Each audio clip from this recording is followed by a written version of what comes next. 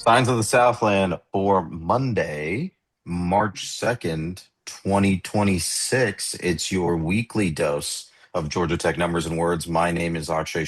As always, I'm joined by Mr. Jack Purdy and Mr. Jake Grant.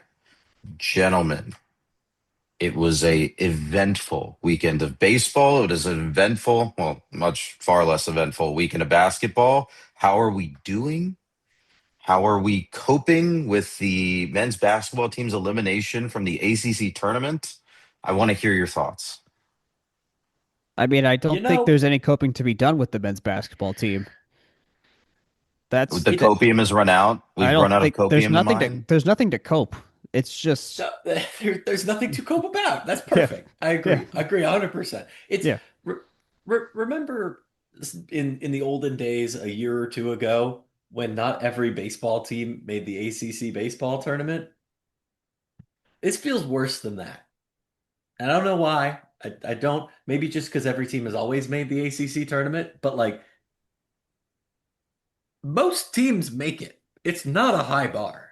You No, just have to not be really, really, really bad. It's like the Major League Soccer playoffs. 9 teams from each conference make it.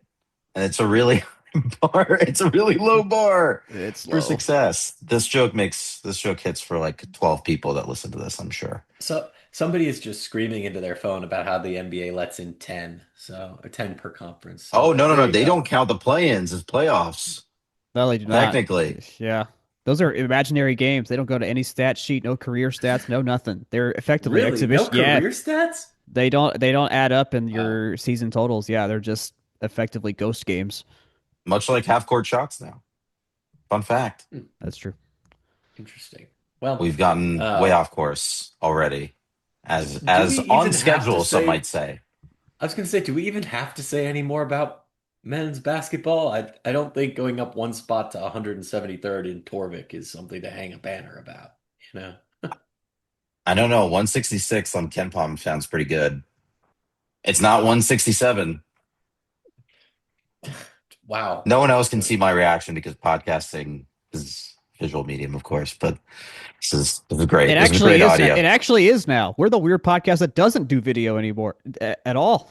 It became TV shows. We're not a TV show. Who just wants to watch us sitting in our home offices staring I, into microphones? I I don't want don't to get it. watch.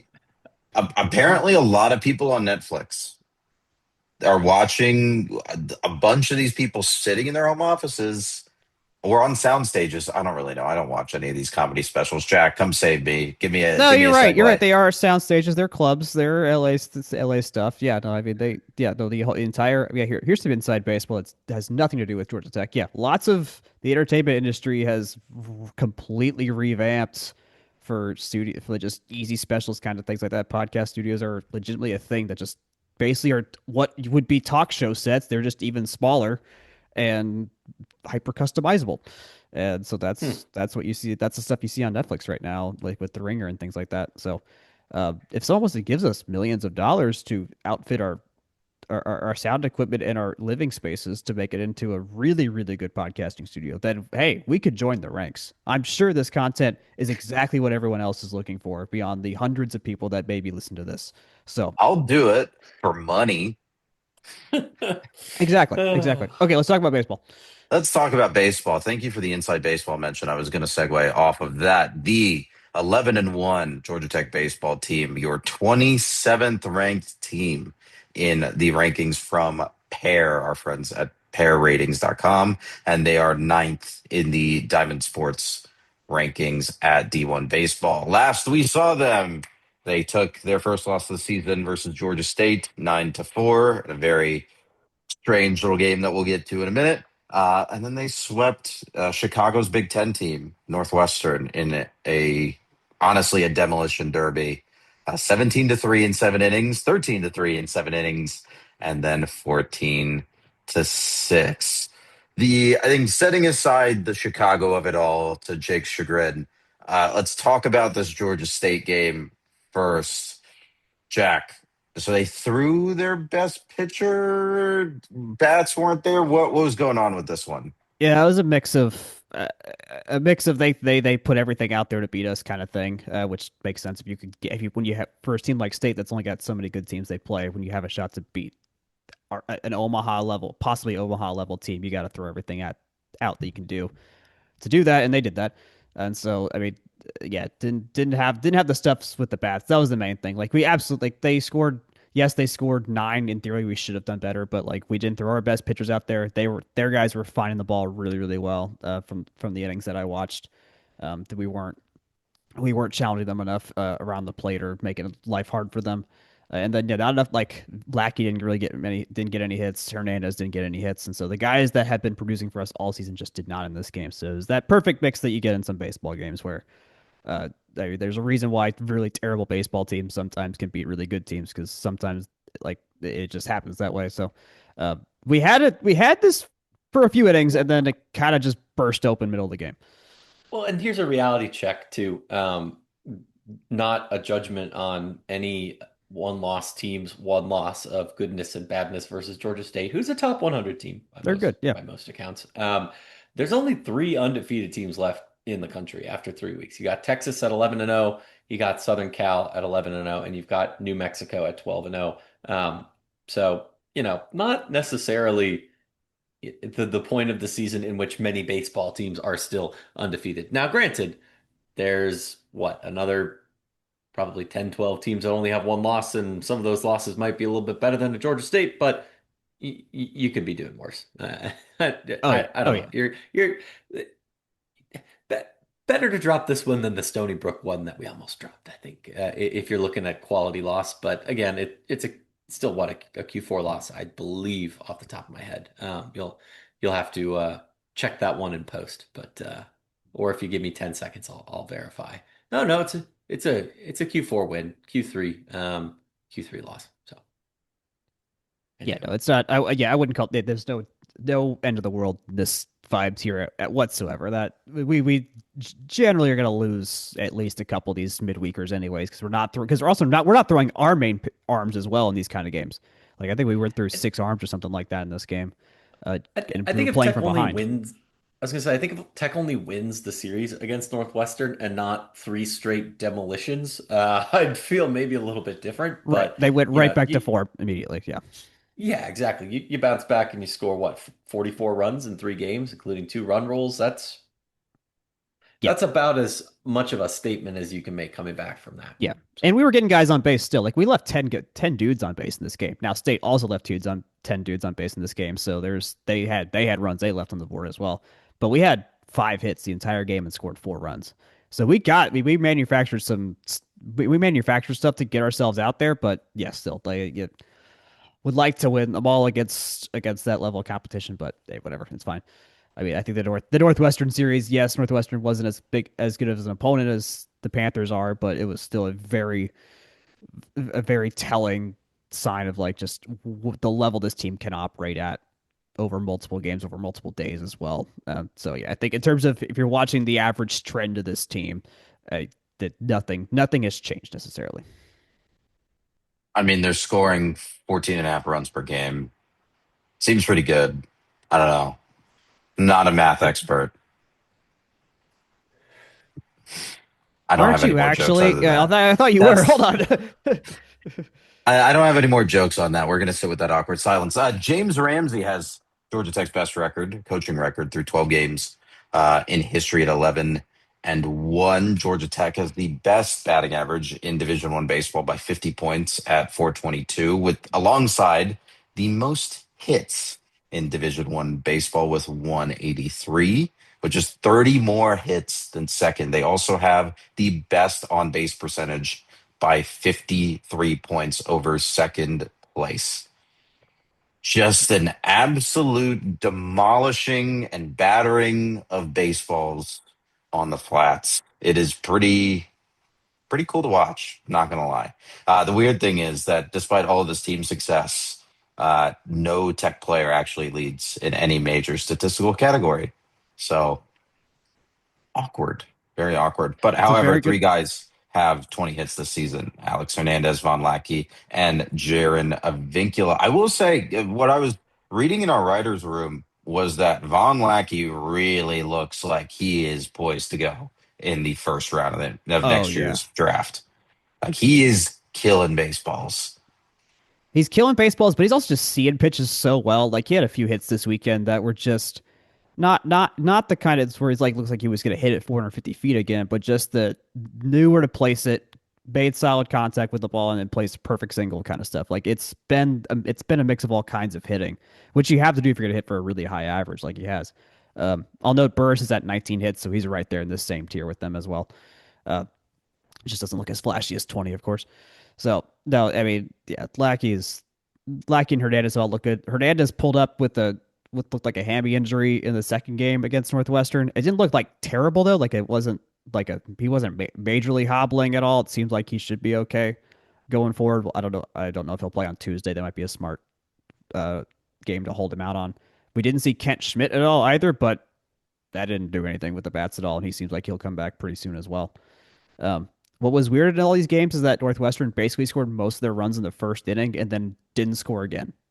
Over multiple starting pitchers, they had early struggles in the first and then just wiped them out the rest of the way, except for See, I'm Southland. told you just shouldn't use up all your runs in the first inning. Like that's really important in terms of baseball. You have to evenly distribute them across the 9 innings in order to win. So, so should we be saving some of the ones we're scoring now for later in the year? Is that how that works too, Akshay? No. It's okay if we do it. It's That's okay if right. we That's Oh, right. okay. It's That's right. okay if Gotcha. we demolish baseballs. It's important that Georgia Tech continues to demolish baseballs and scoring at a high rate. It's important for other teams to equally distribute the runs. In fact, score no runs. Save them all for 2027, in my opinion. It would be That'd be fun. fine. It'd be That'd be funny. fine. It'd be Yeah. great. Last statistical note. Tech has the second highest wins above replacement in Division One from our friends at Pair. So, oh boy, good baseball team. Very, very good baseball team. Jake, around the ACC, shall we? Yes, absolutely. Let me just pull that back up. Because I am silly and I literally just hit closed. So good job, me. In terms of news and notes, just in terms of like looking ahead at schedules. We're getting into that part of the year where conference play does start. I would say that most ACC teams have played at least an interesting series, if you call Northwestern for Georgia Tech an interesting series.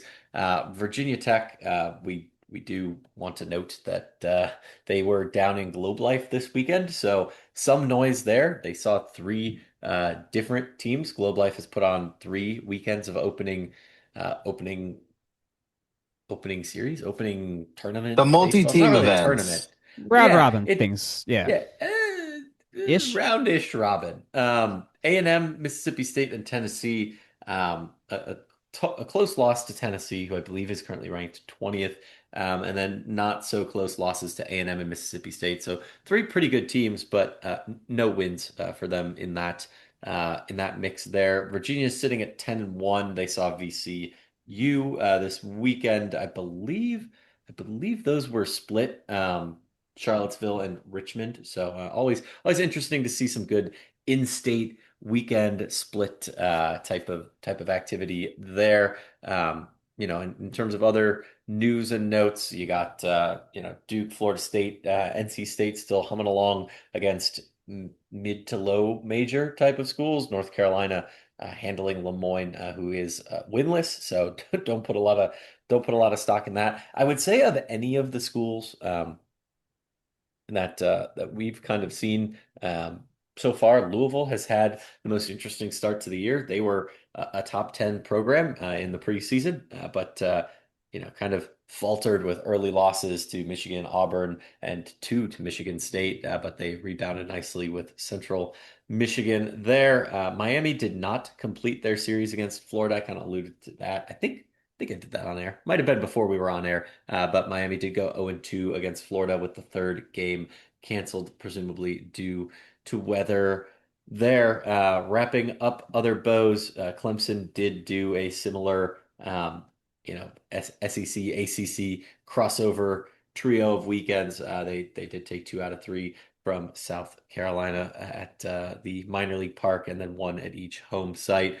Not sure there's too much more that we need to dig into. Wake Forest handled Davidson, and that's kind of it in terms of Davidson and Loyola Marymount. There we go. I knew I was forgetting something there, but kind of it in terms of ACC ranked teams. It's a lot of uh, I mean, North Carolina's pretty good, but it's kind of a lot of like 20s to 10s.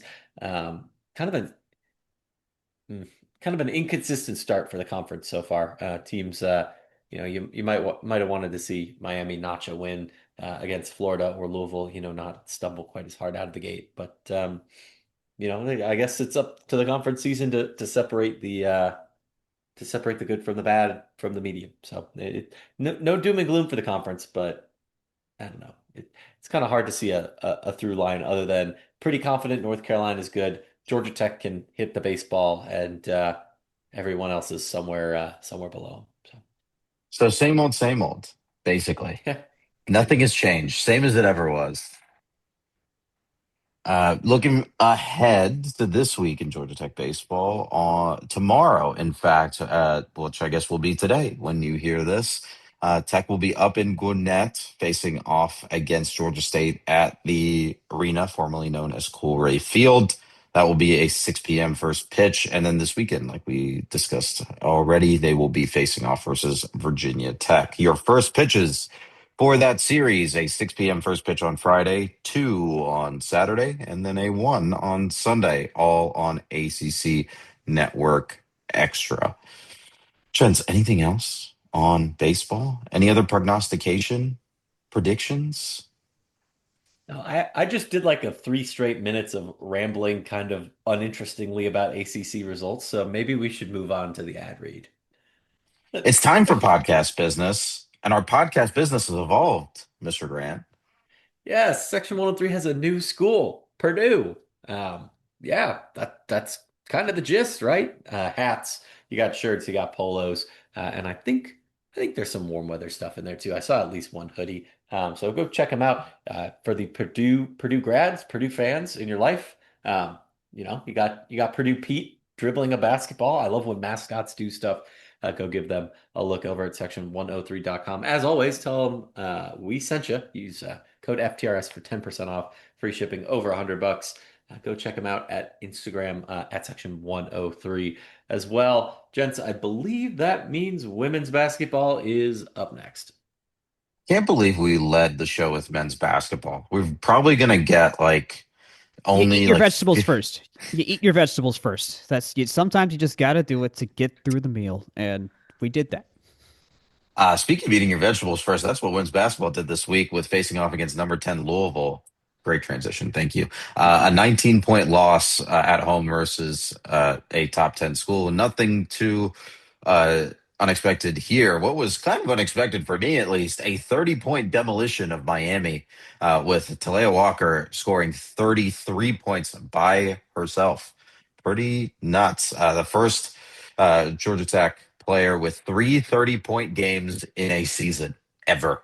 And this completes the first season that Georgia Tech women's basketball, or first season since 2018-2019 for Georgia Tech women's basketball, where they didn't lose back-to-back home games, which despite being 13-17 and 8-10 in the ACC, that's pretty nifty. They're still within the top, they're right around this top 60 in Torvik. So Yeah. honestly, like proof of life here, proof of concept, I would say, for what was Yeah. a pretty at this point, like maybe like a month from now, last year was a doom and gloom situation for this Right. program.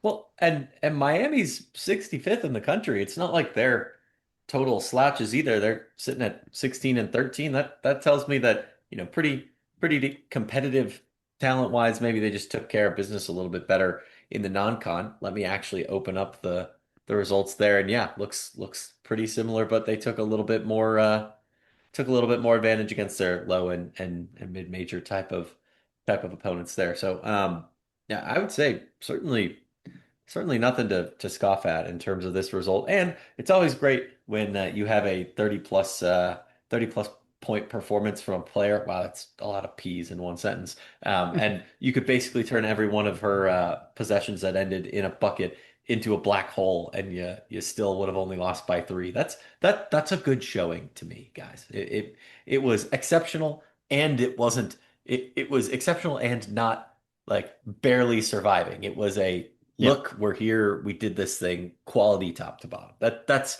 excellent work. It's exactly kind of where I think we had hoped this team would trend toward later in the year. Yeah. Karen Blair's done all the right stuff this year. Like she has found a stable. She has been stabilizing. She's found now. There's a lot of seniors on this team too. Like there's a lot of parts Yep. combined here. This isn't like a core necessarily that we have that's going to like drive us into the future kind of thing. But with what the with the heart with the hand that Karen was dealt, which we didn't. We were kind of like we kind of just threw our hands up at the beginning of the year. Just like we don't know where this is going to go. Like no one knows how good they're going to be. You can't. We don't have any priors on like certain players playing together and things like that, being coached by a certain person. Like there just wasn't that those usual through lines we'd like to have.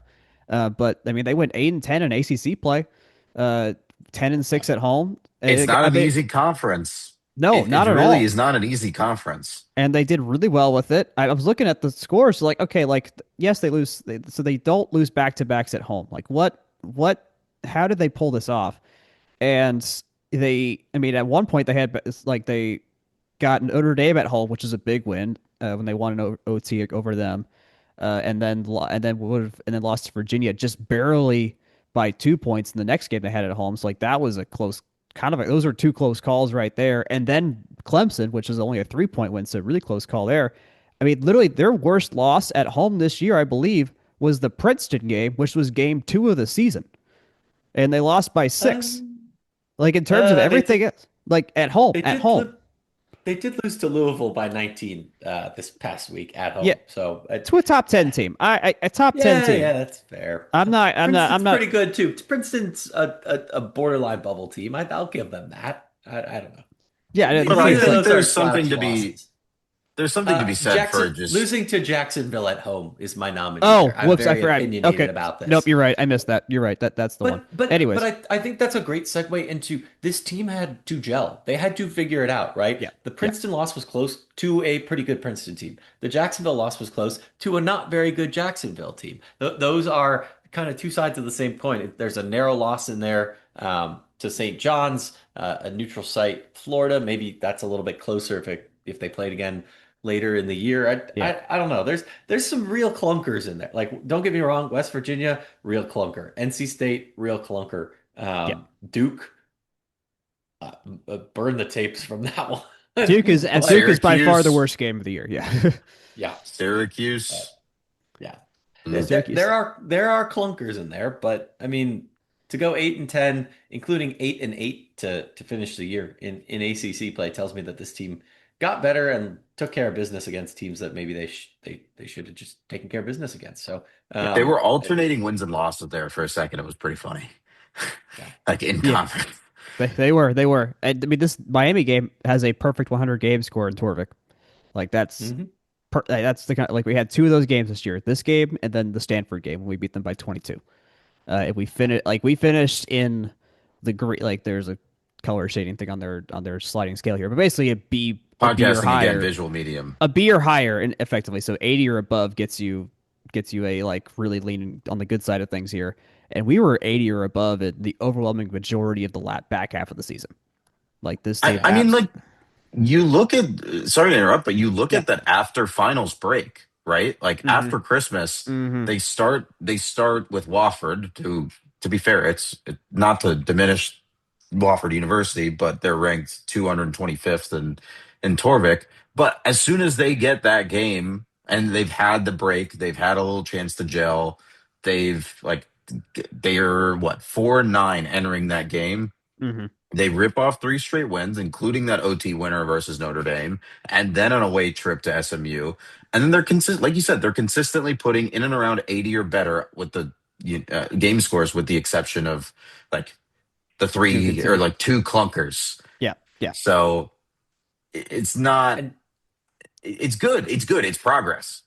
yeah. I It really think is, yeah. there's a path forward from that too, because if you look just at minutes returning, which I know oversimplification, but minutes returning next year out of our top five, just utilization players from this season, only Turnage doesn't return. Only Brianna Turnage doesn't return this coming year or next year. Granted, that who knows with transfers and Yeah, we'll see. incoming, outgoing, all that.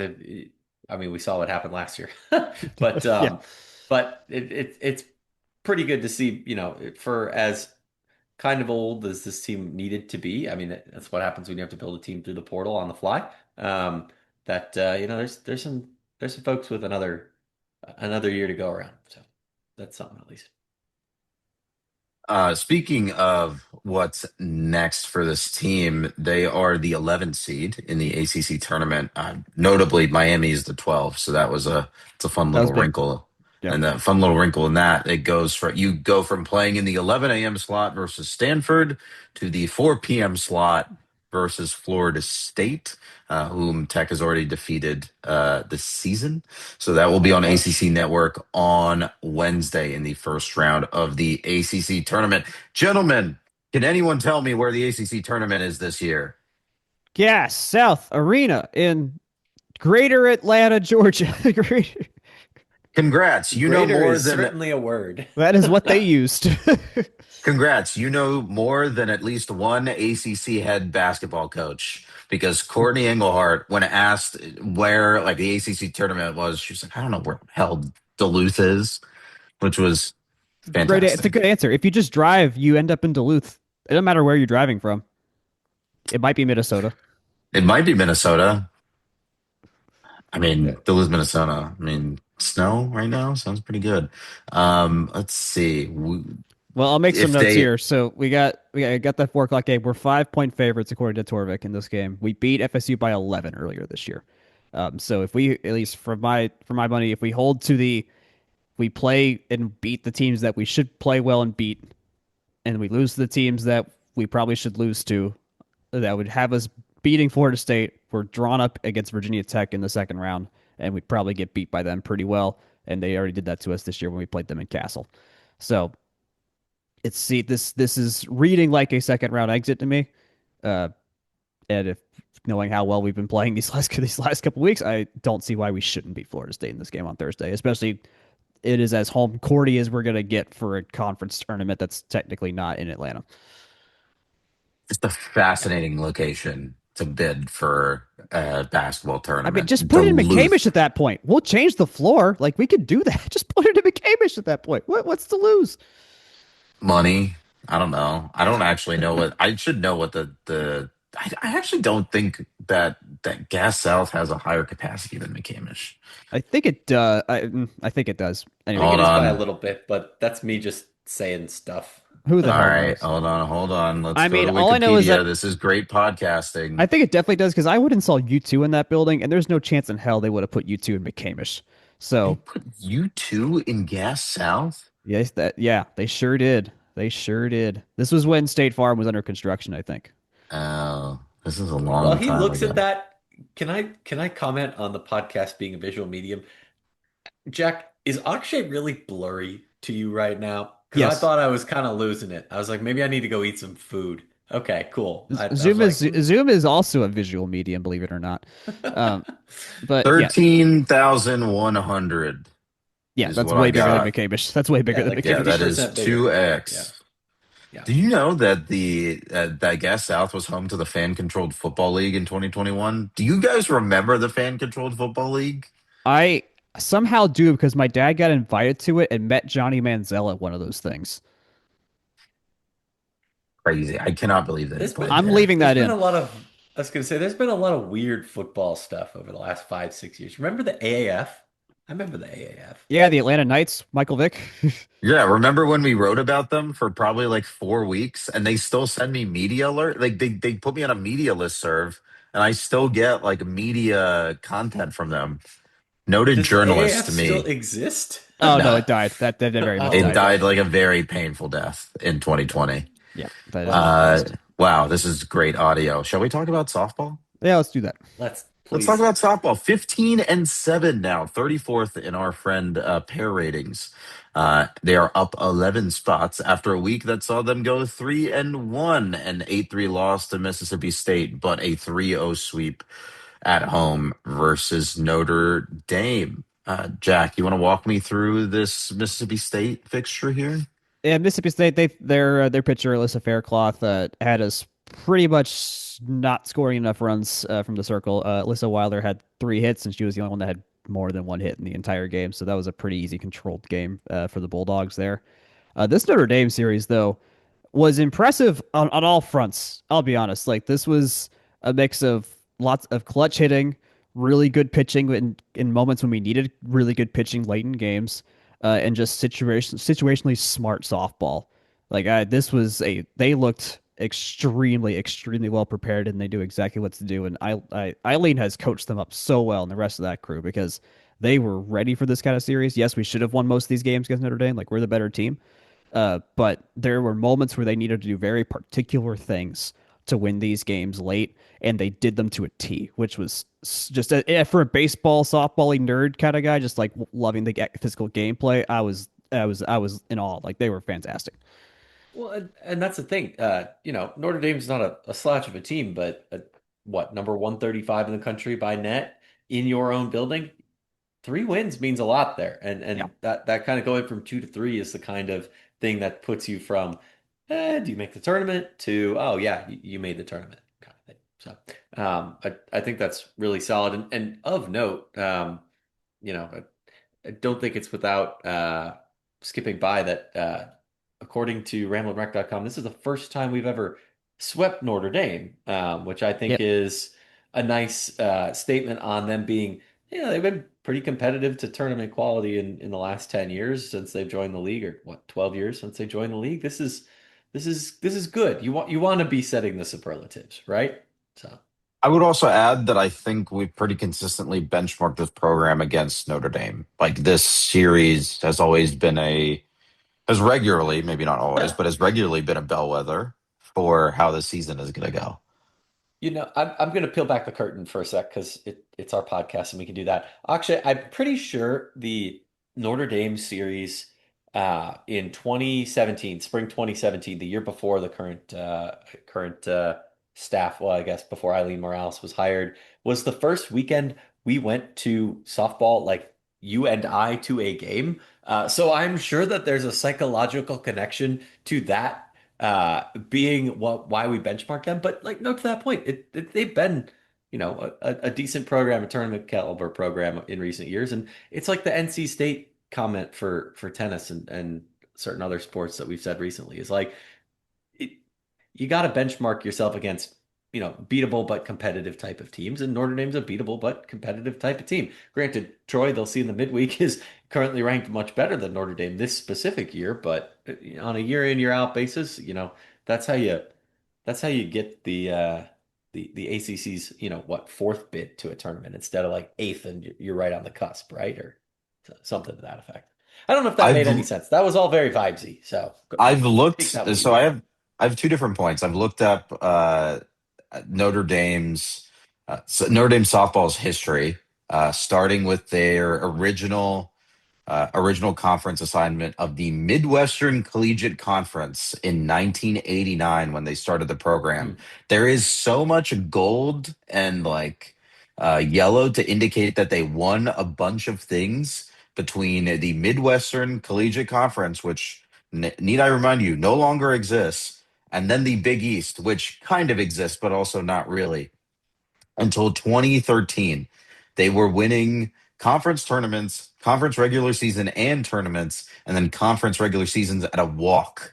And then their finishes, because this only goes to 2021. So starting in 2014, their conference finishes second, third, fifth, third in the Atlantic, second in the Atlantic, seventh in the COVID season, and then it just stops at 2021. So yeah. Ugh. But I would say they're comparable. They're like maybe a tier, like just the tier above. Um, but and Not this right when year. they joined the conference, Yeah. extremely a Right. tier above, but Yeah. like comparable opponents. So it's a good bellwether. It is a good bellwether. Yeah. I'll note If of the if 6 teams that played ACC softball like conference games last weekend, we're the only ones that went undefeated. So technically, we're first in the conference by a technicality.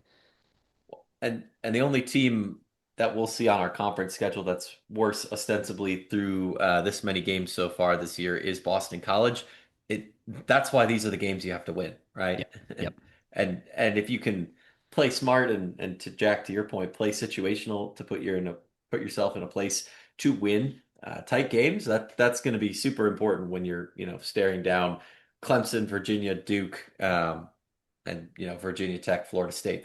There's 18 very eminently losable conference games left Yeah. out there, with Boston Yep. College and Louisville being pretty positive to good type of one. So I think that's where Mississippi State. I don't know that we talked too much about this yet, but that's where Mississippi State being a pretty solid Mississippi State win is kind of the opposite side of that coin, right? There is kind of a pitching staff that is going to yield some runs. They're not necessarily top of the line in any stat, but they're also, top 100 to top 50 in just about everything. That's one that's going to give you some good games, going to give you some good chances. But it's really going to be a matter, I think, of Tech's offense versus whatever stud pitcher we happen to see in the circle, especially in some of these weekend series. This is fascinating to me because it seems like okay, Tech is playing Troy on Tuesday, and then D1 softball does not list a series versus Clemson on their schedule, yet our shot sheet says they play Clemson. I don't disagree with our shot sheet, but this is fascinating that it's I could have just been wrong. disappeared Let me No, into double the you're check. ether. the shot sheet is correct. I Oh have yeah, Rambler's that's right. rec up and Yeah, pair yeah, ratings up right now, and they yeah. both say Clemson. So We play there on Friday. yeah, they're going to be there. If one thing to note too, the Sunday game's really late. It's at 6 p.m. Oh Up in yeah. Clemson because it is again on the ACC network. So Look at that. more Georgia Tech softball in front of a national cable distribution network. So Does keep that an get eye a on that. lead in? Does that get an ACC network lead in? Like a ACC tournament lead in? You think? Very I'm actually looking pos. it up. Hold Yeah, on. very very You said possibly. Sunday? Yeah, Sunday at six Yeah. o'clock. And Sunday at 6 o'clock would be, ooh, it'd be close. I the think women there'd be a little bit of programming because that would be after the ACC championship game. the women's basketball tournament is 1 o'clock on ESPN. Mm, Hmm. womp womp. Well, and think about this too. I mean that this is a game that people will tune into simply because the names on the helmets in terms of ACC interest, Clemson versus Georgia Tech, it is a familiar matchup, right? So if you're flipping through the dial, that's one that's going to grab the eye. To the same point that we were excited that they started their program in the first place, right? Regional rivalry, regional Yeah, matchup for yeah. softball. It's good stuff. Excited Looking about them ahead, starting their program until they developed an all world terror on the mound. So She's gone now. She's gone. She's gone. I was, She's gone. yeah, You don't have to she think about can't her hurt you anymore. anymore, She Akshay. can't. She's not here. But for those planning and looking further out, looks like the next two Sundays beyond that as well, against Virginia and against Duke, are also on the ACC network. So keep an eye out for that. Lot of softball opportunities over the air. So, or not over the air, over the satellites, I guess. But yeah, pros and over the cons. cables. Moving Uh, on. Men's tennis, 8-2 on the year. They just suffered two losses on Tobacco Road, or or 8-4 oops, on the year. my That is a bad. misprint in our guide. But two sweeps suffered versus NC State and Wake Forest, which are ranked 23rd and 4th, respectively. I don't know how much time we want to spend on these, Mr. Grant. Not a lot of green in this ledger. Yeah, I was gonna say I think Tech only won one total set. I think it was Gianluca Carlini beat William Manning in the second set, 6-3. Uh, that's against NC State. There's one or two. I think Carlini won another one in singles against Wake against DK Suresh. So not ideal. Maybe would have hoped for a little bit more competitiveness at number 23 NC State, but they are ranked. Wake, I think Wake, we can kind of say that went about as prognosticated last week. So, Womp but much womp. like the women got this week, they will next get at Notre Dame and at Louisville. So potential for for some bounce back there. I know Louisville's pretty good this year relative to their historical baseline, but yeah, maybe there's an opportunity to get back on the right side of the column Friday at South Bend. So, You want to lead right into how the women did at Louisville and Notre yes. Dame? Naturally. And those were two 4-0 sweep wins.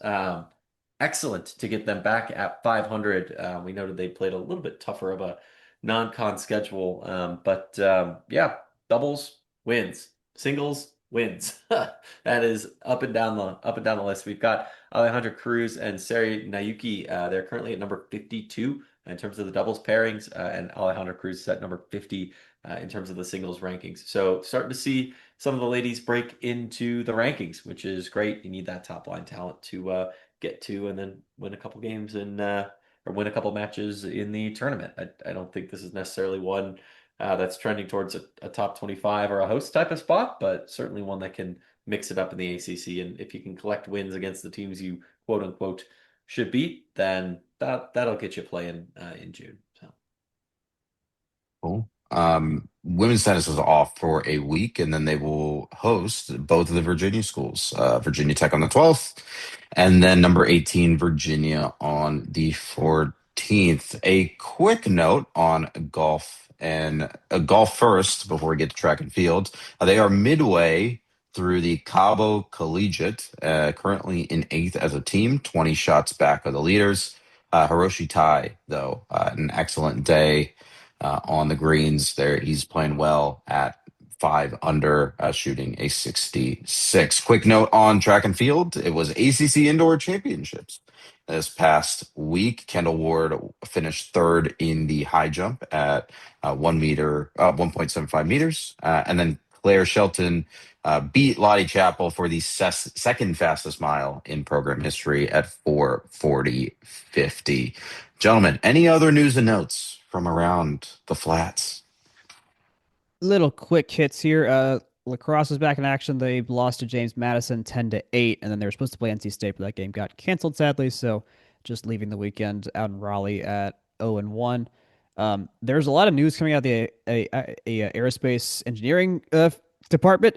We know that Delta's committed $5 million from their foundation to help build a new building, which has been something that the school has needed for a long, long time because Guggenheim was built a long time ago, and anyone will be honest that building feels like an old high school at this point. And for considering aerospace is the number one export from the state of Georgia, they need a building that is worth what they're putting into the state economy and things like that. So that's a really good sign. They're marching towards getting that thing built, which will be one of the you can look up some renderings of that online, and the building plans look really, really cool.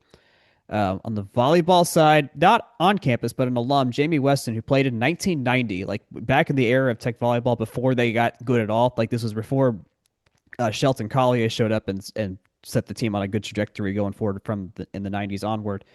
She became the first commissioner today of Major League Volleyball, or the MLV. That's the league that the Atlanta Vibe play in. Bianca Bertolino played there for a season as she was graduating and leaving and then going off to play in the rest of the world. So that's really cool. Weston has experience in the NFL and a bunch of other big market places like that in the entertainment industry. So really cool that we can see one of our business leaders shine in this regard. And this is old news at this point, but Haynes King ran a 4.46 at the combine. He's still fast, I guess. Pretty good. I saw somewhere that 4.46 is like the fifth fastest time for a quarterback since 2003. Like I know that quarterback, like no one really does the combine anymore. You only do the events that you're gonna kill it at, or you Yeah, do. This is like a Haynes King situation where you need a good combine performance in right. order to get drafted. Period. But man, that's pretty sick. Like That yeah, that that dude goes a long way. is hoofing it It to was just get. Arkansas's quarterback that beat him, and he had a pretty good margin on Haynes, so it was like just barely kind of situation for Haynes. But I mean, that's still big. Like, I mean, Haynes has. I mean, we could probably do a whole episode on like what would Haynes King's college career look like, or NFL career look like, and there's so many ways it could go. But like, there's totally a world where he's like a dude that's got to come in as like a backup, or he's a locker room. Like, there's so many different ways I could see his career going. So this is just really Sean good to. Payton wants another Taysom Hill so Or he's bad. Taysom I Hill, which bet is you. I think that's the idea here. So either way, like this is just good to see for our guy. And man, yeah, I kind of gonna be. I might have to be watching on day 3 of the draft to see where he lands because you never know. Uh, could he's gonna be helpful wherever he goes. That much I'm sure of. Cool. Anything else from the wide world of Georgia Tech athletics? Well, I think gentlemen, that's it for me, gents. We've done I it. think we've done it yet again. Another week, another day, another dollar. Surely, Jake, want to take us out? Absolutely. As always, this podcast is brought to you by FromTheRumbleSeat.com. You can find the writings of the staff over there at From the Rumble Seat. You can email us at FromTheRumbleSeat@gmail.com. You can find us on Blue Sky, FTR's blog, Jake Grant, Jack Nicholas. Game on Paper is over there and at GameOnPaper.com. That is the best place for advanced college football stats.